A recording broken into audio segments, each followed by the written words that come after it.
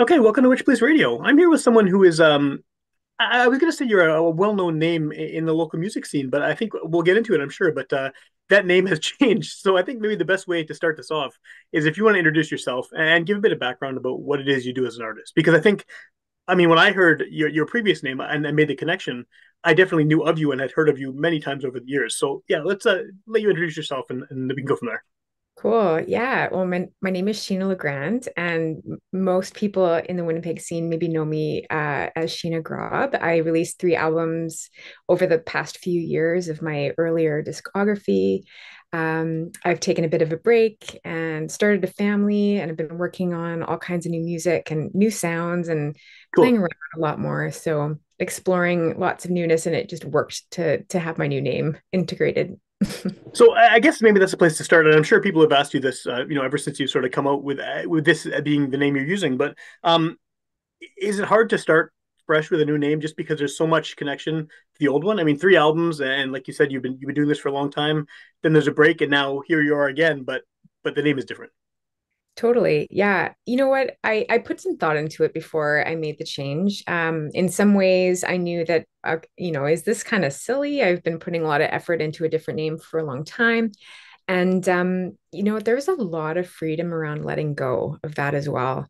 And what I've noticed too is that a lot of the people that were true fans of my music, they've been following along and they just picked up right where I left them with a new, change. And here we are. So I think that the adjustment is new and exciting, and it brings like a new spirit and a new energy to the music too. So it's been easier than I expected. Cool. Well, that's a good thing for sure. Yeah, Yeah, yeah. So yeah. I mean, is sort of this new I don't know if it's a new identity, but because you had I think it was about a decade off, right, between the previous record and then what you're doing now. Is this all sort of part of reintroducing yourself, maybe in a different style or with a different sort of vibe to what it is you do than what people might know from the past? Yeah, I would say. I mean, I think that my old music was such a signature part of my life. It was me working out my like my 20s basically. I was just kind of purging and working my way through what it felt like to be a human being on this planet. And I think that there was a lot of important milestones for me personally through that music. And now I there's a lot more freedom to just play and have fun with it, which yeah, it feels like the new spirit of what I'm putting out for sure. That's cool. Yeah, yeah. So how would you I guess how would you describe the difference then sonically between what you were doing then and what you're doing now? Yeah, I've really leaned into having some fun with pop production, and I did a songwriting course actually a couple years ago when I was sort of feeling flat with my songwriting and not really sure, like, well, what do I do if I'm not just processing all my sadness all the time? how do I use music in a different way? And so my partner was sort of encouraging of this songwriting course that was focused more on sync licensing, and that's kind of like a hot topic in the music industry because it's one of the ways that musicians can actually, maybe make a living for themselves is to actually find places for their music to find a home, right? With film or TV shows or lots of different places where, industries are using our music, but we just don't always have that connection. So yeah, I enrolled in the course just to learn and have fun with it. And I really, I don't know, I found myself a new place of resonance where I was like, these were my people, just hanging out, writing songs, playing with music, and finding purpose with it too. It's really fun. That's good. That's I think that's maybe unexpected, right? After having done that for so long, 3 records, and then having that sort of epiphany of how you approach songwriting. But where was the course? Was it It how was, did you find it? I think it was called Through Catch the Moon, I believe. And it was just, how right now there's like all kinds of courses floating around, but this one just caught our eye. It was focused more on, sort of the perspective of what an industry professional is looking for when they're out searching through music. I have lots of I have a really extensive catalog that would be great for all kinds of scenes and movies, but I've Sure. never learned how to make those connections. And I also haven't gotten in the mindset of someone who's doing that job. So I think being able to take that perspective sort of shifted my own mindset, and I want to make their job easier. So if I can write a little more with some aspects in mind without deviating too much from what feels natural for me or what Yeah. feels authentic for my voice to sing or do, but yeah, it was just really, it felt like I was getting in the game a little bit. Well, and I guess this is a good a good time period to be doing that, just because of the way, even over the past 10 years since you've been active, the music industry has changed so much. Not least of all because there was a big pandemic in the middle of that time period that changed everything as well, right? Yeah, yeah, absolutely. Yeah. And I think when I was younger, I felt very tender around a lot of the material I was putting out. It was very personal and I have no regrets about that. But now I can write with, a certain authenticity within my own experience, but it's also, bridging a need and having a place to put that. So it's actually just been really, really wonderful to experience. I know you have a couple singles out with this sort of the new era of your music and the new name and the new sound. What is the sort of eventual goal here? Are you working towards an album? Is this going to be sort of a big part of what you do now, like it was before your hiatus? Yeah, I want to put out a record with this. I mean, admittedly, I became a mom a couple years ago, and so my toddler's schedule sort of sets the pace. Sure, I So got I'm two kids. I get it. Yeah. yeah, so we went on tour with him this past June just to kind of try it out and see what was possible. And he grew so much through the experience, and we also realized that like a toddler on a plane and traveling, it has its own set of challenges, right? So we're gonna keep taking risks like that and trying new things. My partner is he was an ex heavy metal singer Oh, himself, cool. and Okay. got a fantastic voice and lots of musicality in him. So we're going to be, doing stuff together at some point, I know. And being able to do that versus, have a versatile lifestyle that includes our son, that's kind of our goal. So moving forward, putting out this record and getting some of this material out that I've been working on since before the pandemic, and sort of just like getting back up to speed with everyone, and then kind of hitting the ground running from there. So, it's interesting you just said that about having material that dates back that far. Does it, obviously, a lot of people are hearing, most people are hearing this for the first time now as you're releasing it, but how does it feel to you to sort of listen to those songs that, you have written 3, 4 years ago and now finally everyone gets to hear it? Like, do you feel like it's old material? Do you feel like you've moved past it in your own writing and since then, or what is sort of your take on it now that it's out in the world?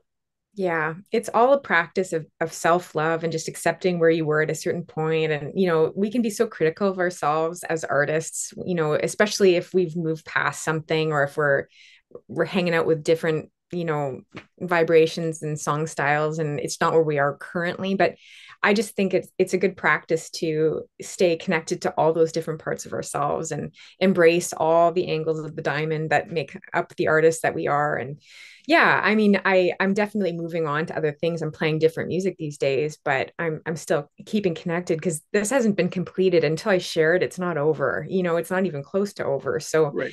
this feels like it's been a long time coming, and I'm just happy to be doing it. Well, you mentioned, a few minutes ago about going on tour. Obviously, you have new material, but how does the old Sheena Grob material fit in with this? I mean, is this stuff you're still going to play live, or have you completely shifted to this new style of doing things? Yeah, every show feels a bit different. There's always a vibe to every show that I play, and sometimes it's the Sheena Grob vibe that it wants a little bit of a slower or more deeply felt emotional experience, and I still have that with the new material. But there's definitely sort of an era where I was playing just piano and guitar, and now I've moved into some live looping and using other, ukulele and Okay. different sounds. So it's a little bit more upbeat, but it's nothing's lost from my earlier stage of things. It's just integrated differently now. Do you find that coming back and changing your sound? Obviously, when you were sort of in the thick of it with your first three records and your previous era of music, I guess we could call it, you obviously had a community, you had a music scene, you had a place where you fit in within within Winnipeg, within Manitoba as an artist. Do you feel like that place is still there for you, or do you have to find yourself a new sort of home within the local music scene because your style's changed? I'm sure you still have lots of connections, but you're doing something a little bit different musically. Yeah, it's a good question. I think that I mean, like with any era that any artist puts out, you know, there's going to be different records that resonate differently with different people. And yeah, I definitely felt like, and I think this is also sort of like post-pandemic feelings for a lot of people. Like some of us just feel like fish out of water sometimes. Our community experiences have just shifted over the Yeah, years, you know. And so I think we as artists are also mirroring that to the greater population. There's some uncertainty. There's some, you know, just kind of reemerging with new eyes and new experiences and so yeah, I'm reconnecting with my community. Although I have been, you know, my very close community, the ones that are following along on my mailing list, yeah, they've been the whole time. I've been putting out messages over the years and I just haven't, you know, made the efforts to spread my wings and attract new followers for quite some time. So in terms of, you know, breaking away from my old listeners, I think they've always sort of been there, yeah. the tried and true fans, I guess. Yeah. How do those people? Have you had a lot of reaction from those people to the new stuff? The people who've been there all along, and they're on the mailing list. They've been following you, even when you weren't making new stuff. Yeah, I would say like my close community has always been very encouraging of my explorations and they saw the changes happening. Like they noticed that I was wanting to do different things and I always was met with a lot of just like love and support.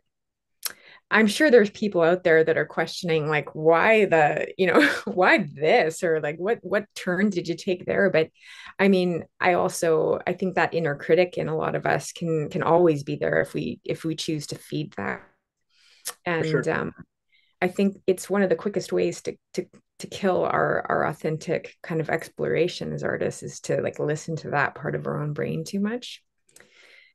So, yeah, I always felt like if it was an action that was challenging me to be something different or opening up new possibilities in me, or if I was challenging myself to do something I was afraid of, that always felt like a win Yeah, to me. So yeah, and I think that some of the new sounds, they're a little more on the nose than I think I used to play with. I was a real fan of abstract writing, and I still sort of am. That's where my brain goes. And what's been different about these last few songs is that they've been collaborations. So this was the first time I actually opened my art form to working with another artist or another creative. And cool. so in that collaborative space, I found that my partners were able to kind of take my creative whatever that was and help to guide it into a little more um, not predictable format, but something that was still different enough that it could be my statement, but it was what the music supervisors were really needing to get their jobs done, if that makes Okay. any sense. Is it almost like a matter of making it more universally like palatable in terms of the subject matter you're singing about, or the way that the lyrics are being delivered? I think so. Like I cherish a good unique melody line. I really love to play with my melodies and if anything, some of my recent music, the lyrics have gotten a little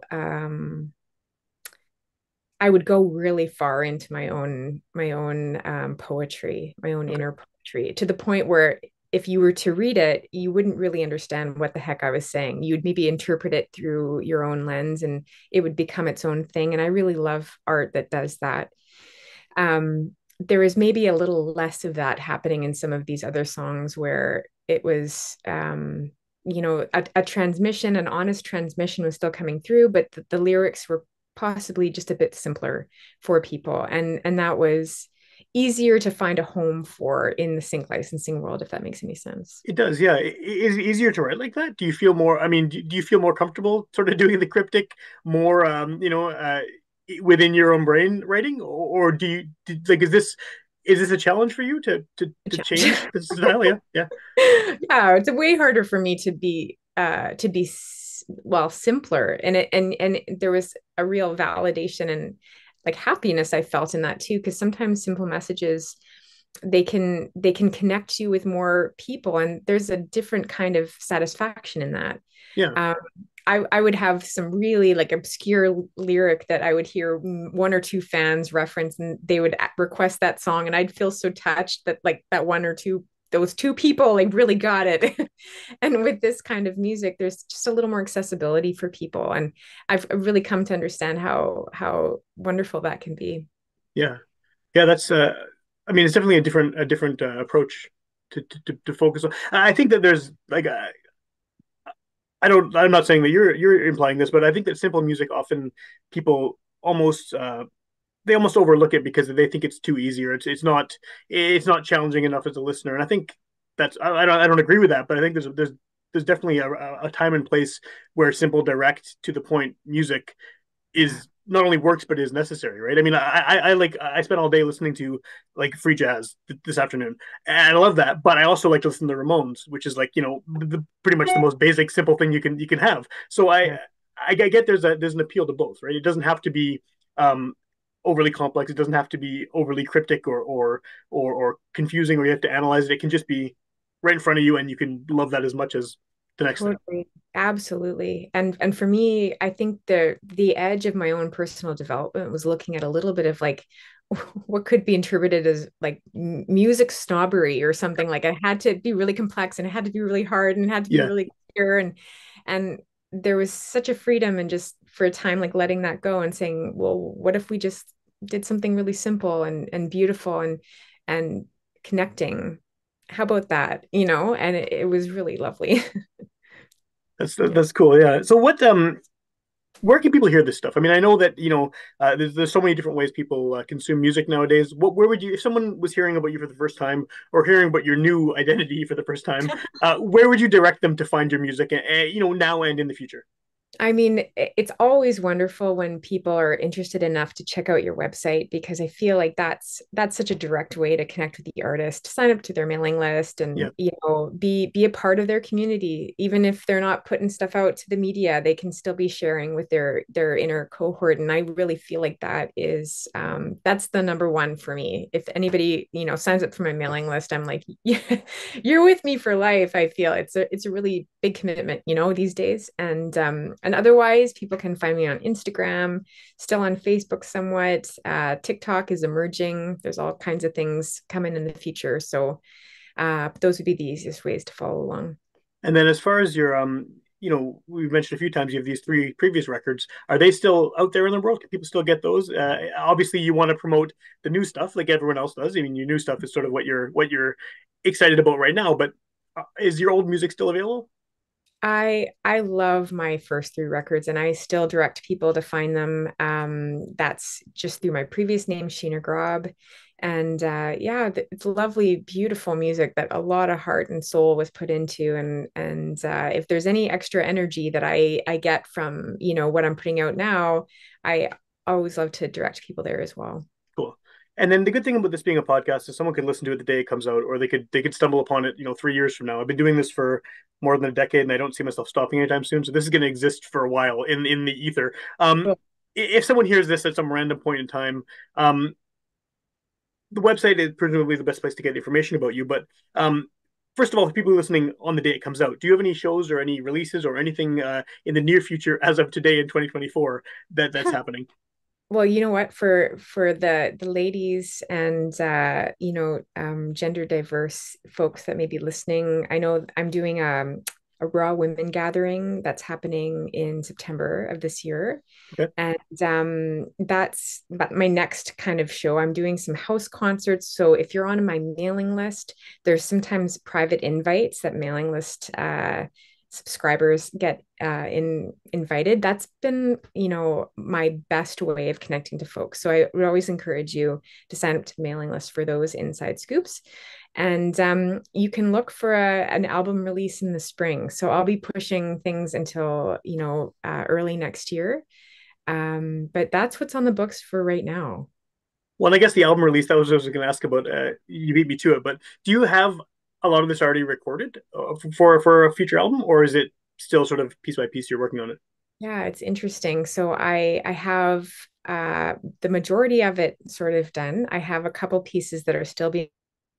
And I just spoke today with one of the producers I'd like to work with on the last couple songs.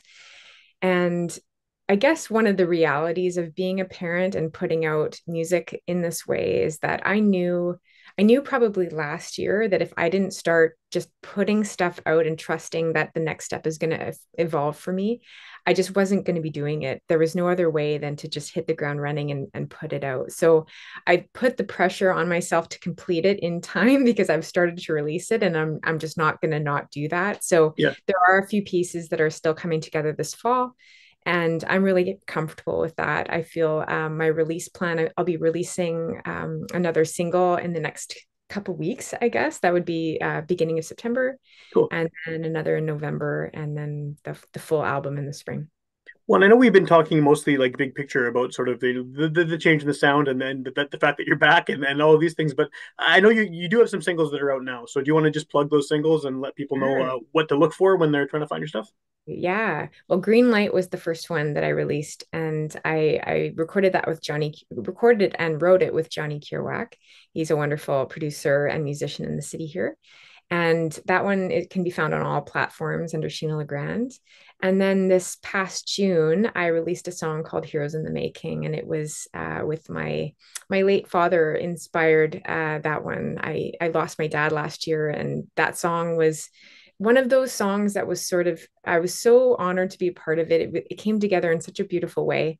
But I admit at the time when I wrote it, I was sort of thinking, like when I was challenged to write a song about a hero, I immediately thought of, Mariah Carey or Enrique Iglesias or, people that have already blown that category out of the water, and like, where is there room for another song about a hero? What are we, I had a skeptical mindset about it. And then I realized I just hadn't lost mine yet. And I realized that that song had a special place in my heart, when I lost my dad. And so now it carries that for me, and it's really special. That's great. Yeah, and I think a lot of people can probably relate to that too in their own. I mean, not directly to your situation, but Yeah. if they've lost someone and they feel the same way, or maybe give them some hope or give them some positivity. Yeah, I hope so. That's the intention with it. That's great. Great to hear.